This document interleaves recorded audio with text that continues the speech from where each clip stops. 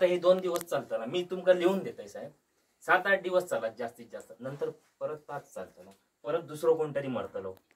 आज माझे वडील गेले, परत कोणाचं कोणतरी मरतलो, मग परत ते का मदत देऊन गप रावला, झालं विषय संपला. नाही बाकीचा आदेश पण आज लक्षात घ्या एक गोष्ट लक्षात, आज ना ह्या सगळ्या घटनेच्या पार्श्वभूमीवर आज हत्ती पकड मोहिमेची ऑर्डर मिळाली आत्ता आणि तुमच्या ह्या भूमिकेबद्दल सगळ्या ग्रामस्थांनी आज सकाळपासून एवढी कठोर भूमिका घेतली की आतापर्यंत ह्या रोडच्या पुढे पण बाहेर कोण जात नव्हते, आतमध्ये कोण येत नव्हते.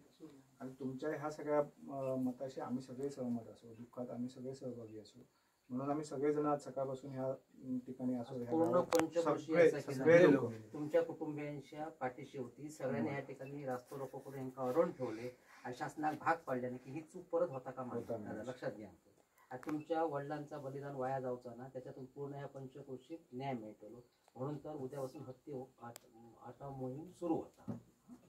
आता कसं आला, शासनाची जी काही गोष्टी असतात लक्षात घ्या की नातेवाईकांना आर्थिक नुकसान देणं गरजेचं असतं. त्याच्यातून आम्ही हे सांगितलं की रोजगार सुद्धा देण्यासाठी त्यांनी प्रयत्न करायचा. त्याच्यासाठी म्हणून साहेबांनी सांगितलं अपंगत्व असल्यामुळे खास बाब म्हणून आम्ही प्रयत्न करतो. झालं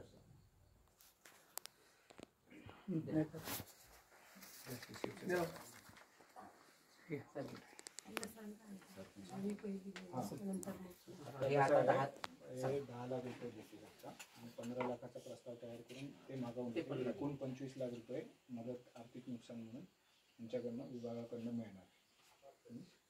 तर पहिल्या टप्प्याचं चेक ते प्रदान करतील. सर तुम्ही